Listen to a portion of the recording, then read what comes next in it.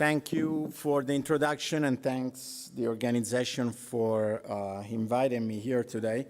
Yes, I'm Senior Director of Analytics of Neuroscience at Meta. Meta is a company in the Silicon Valley in California that's been working on one of the industry-leading optical see-through AR headsets, gesture control optical see-through headset. And right now we are starting shipping the Meta 2 developer kit around the world. And you can actually demo, if you haven't already today, we have a demo running over the duration of the conference. So at Meta, my team and I are focused on a very focal mission that our CEO decided to give us. The mission of creating a computing device that eliminates any friction between human brains and human bodies, and the incredible opportunities that digital information can give people, extending our capabilities doing our tasks. This is the promise of augmented reality. In other words, we're working on a mission to create what we call a zero learning curve computer. So to this goal, over the last 3 years, I've been contributing with adding neuroscience to a core team of designers, developers, creatives, and our own CEO, who comes from who's got a Meron Gribbets, who has a background that blends UI, HCI, and neuroscience. And we've been working to create a set of design principles for augmented reality that we call special interface guidelines that I will give you a taste of today during my talk. And we'll go over in more depth tomorrow during a workshop that we have on all the guidelines, the whole set of guidelines. So the point is, while we've been working on this enterprise that lasted at least like the last 3 years, I gathered, and we gathered lots of ideas, lots of concepts from hundreds of papers. Like, my computer is filled with papers from Nature Neuroscience, Journal Neuroscience, lots of specific journals and so forth. And we connected all this science with the augmented reality product. The more we were brainstorming, the more ideas kept growing and tangling with each other in ways that traditional computers couldn't capture anymore. We got in trouble. We got stuck in the space of ideas, in the chaos of ideas. This is why also we lasted three years, because actually, we think that the space of idea is chaotic and is three-dimensional. It's certainly not a flat space, okay? But flat are the devices that we use to capture our ideas.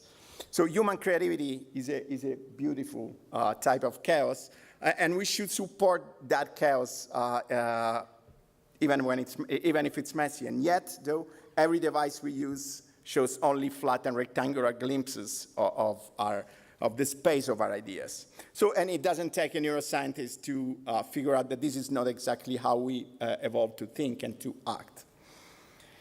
Instead, imagine a world where technology is expected to accommodate the way we naturally think and act, and not the other way around.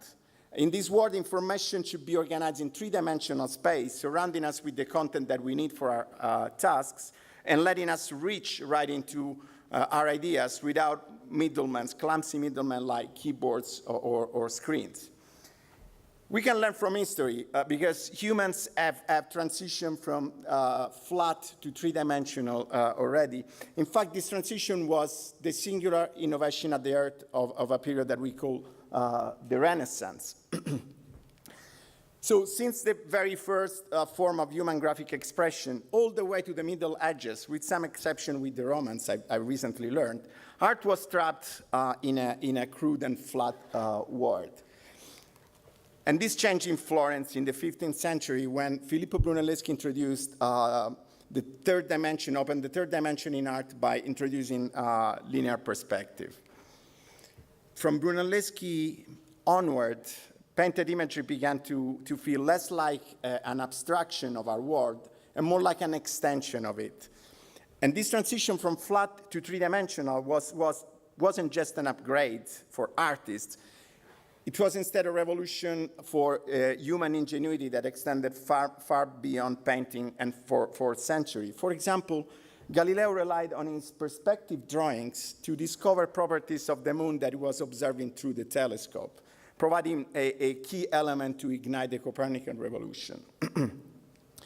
So that's very inspirational. And actually, as a personal story, for years, I reached my lab in Florence by walking every morning from the train station through the Duomo, the Baptistry, Piazza della Signoria, and across the Arno River. And every morning I was passing by the work of those very artists to open the third dimension to the world in the Renaissance.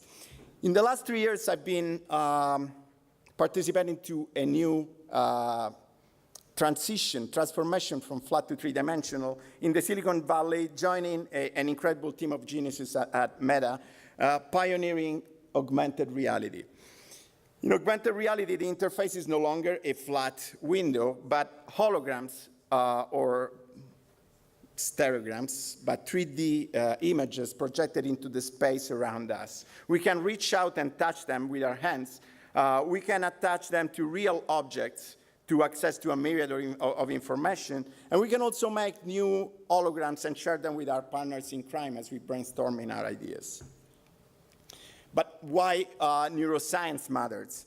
Well, with augmented reality, we're moving computers from our desks or from our palms right into our eyes, to our senses, to our brains and bodies. So computer will no longer be mere objects in our space. Rather, they will create the space in which we live and we work, right? So they will have to fit to our brains like a glove fit to our hand, okay? So let me make a few examples of how my team and I have been using neuroscience to accomplish this mission. Okay, it's a common experience that we get interrupted by notifications all the time. I had to put my phone away during this talk. The red dots that I got on my phone at the time I took this screenshot show how many notifications I got, and they passed like close to 4,000, right? In augmented reality, notifications may not only be distractive, but sometimes can be also dangerous, very close to one of the previous talks on the dangers of VR. Neuroscience of attention can come of help here. Our brain has circuits that ensure that we keep constant focus on the task we want to perform at any given time, and it's the area highlighted in yellow in this figure. But when sudden, unexpected stimuli occur, the circuit highlighted in blue here takes over by breaking the focus on our tasks and redirecting attention to this new, potentially dangerous event. Except this circuit-breaking stimuli in our contemporary lives are no longer tigers jumping at us in the jungle, but in the most feline of the cases may be a notice of a lost cat from your neighborhood mailing list. And this is not made up. I got this email, okay, of a lost cat. So based on this, in our special interface design principles, we explicitly advise AR designers and developers to protect the user workflow by avoiding pop-up notifications like you see in this example image here, and instead routing notifications to a designated receptacle in order to collect notifications without interruptions and check them only when it's convenient. Another fundamental line of study comes from the observation that as much as 1/3 of our brain, of our cortex, in the most conservative of the estimates, processes some visual information in some form. But today's computer, we think, that are using only half of this potential. So our sense of sight consists of two distinct visual pathways, and some of the previous speakers talked about that. The first is the ventral pathway. It runs around here, and functionally, it answers the what questions of our visual world by recognizing familiar objects like words, objects like this chair, or faces, for example. But equally, or even more important, is the dorsal pathway that runs like on the upper side, parietal, which, and the dorsal pathway answers the where and the how questions. So if the ventral pathway is telling us what we're looking at, the dorsal pathway helps us understanding the larger scheme of things and how we fit into it. The dorsal pathway is extremely sensitive to movement and closely tracks the space around us. It plays a vital role in our actions, from intercepting available to define movements of an artist. So this is the reason why today's computers so easily frustrate us. They're essentially designed for the ventral system only. Instead, in augmented reality, we want to think spatially. And instead of reproducing traditional interfaces in stereo in front of us, we want to use depth and space to arrange tools and contents around us in a physically immersive way. This exploits both pathways and puts much more of our perception to use. To make it more practical, look at this picture that I took in the OR of Jerry Grant at Stanford Children's Hospital, and it features only 6 of the 12 scattered displays featured in his operating room. So you may agree with me, and actually with him as well, that maintaining eye contact with the brain is operating on may sometimes make the difference between life and death, right? Instead, the team of surgeons live in a constant texting while driving experience, risking new errors at every transition of attention, every switch of attention that they get, no matter how important the information they pick up from the displays is. So how revolutionary would it be if you could eliminate the display and arrange its dashboard right around the patient and put the medical data right on top of the patient? This would exploit the attentional system and the dorsal pathway sense of space optimally. And more, high-resolution 3D scans can be aligned with the patient's head. This is a real, proof of concept of an application shoot from the Meta 2 without CGI. So I'll try to run it again. So you can align 3D scans right on the head of the patients. This provides the surgeon the ability to visualize any level of depth within the image and target the surgical tools without mistakes, potentially.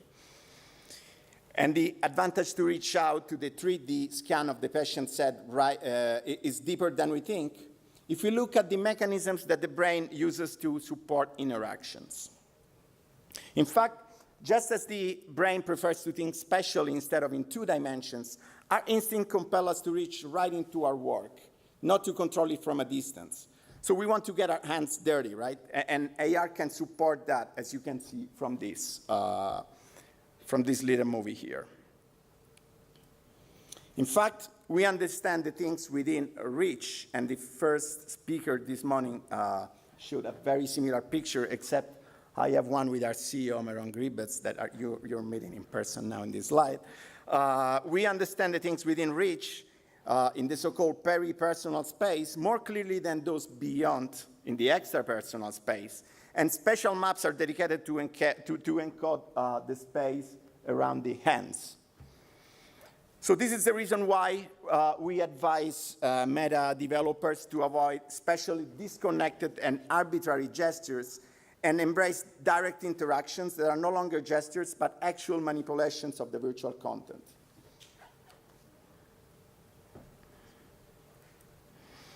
And then if we take the avenue of manual interactions mechanisms, we can go actually very far in the interactive brain, and also understand how the brain supports collaboration and shared experiences. In fact, and this came already this morning, who's heard of the mirror neurons? So many of you weren't at the talks this morning, because they were mentioned, I think, in 2 different talks at least. As I was spoon-feeding my kids, that is direct experience, I couldn't help myself opening the mouth as my kids were opening theirs. And yes, I know that parents they not. I made that line already, and everybody, like in my age range, was going like that. And this is the effect of mirror neurons in a way. So those are neurons that show activity when you're reaching into an object, you're making a transitive action to an object, but also when you're observing somebody else doing the same action. So it says if our brain evolved with collaboration in mind, learning by example whenever possible. This is a very strong base for learning by imitation. Flat screens block this powerful form of connection between people, while augmented reality restores it. And if social interaction around the hands are slightly more novel than those for people outside of neuroscience, I'm sure most of you guys know that the brain has exquisite mechanisms to process faces. Humans have mechanisms for lots of different facial expression and emotions, for understanding like the other's attention, gaze direction with a very, very fine sensitivity. And in fact, we know, and we also have like a strong prior for upright faces, because this is how we learn to see faces, and it's also fun to show this slide, honestly. This is a new version of the Thatcher illusion by Pete Thompson, 1980. It's real science, but you know, the dramatic changes to the features in the upside-down version are not nearly as dramatic as you see the face right side up, right? So we have social brain for a number of different social mechanisms, but in the interaction range for faces and for hands. So this is why we suggest designers to never occlude each other's face, which is a feature that actually we preserve in our hardware as well, because if you go see our Meta device, you can see the eye of the person who's using, the participant or user. I've learned some lesson this morning. So we suggest to keep collaboration, to keep hands and face inside during the design of user interfaces in augmented reality to recreate what we call a holographic campfire. So learning, creating, or problem solving will be, we think, will be easier, faster, and more, way more natural, right? So this brings me to the end of my talk, which I hope gave you a sense that what we're actually building and strongly aspiring to is a natural machine, okay? It's a machine that connects us back to the world we belong to, extending our capabilities without replacing our functions or confining them within flat rectangles, okay? Claiming back the space around us, okay? Replacing the old with the new. And in fact, this is my daughter, Martina, to recreate a new renaissance with new technology. This is it. Thank you very much.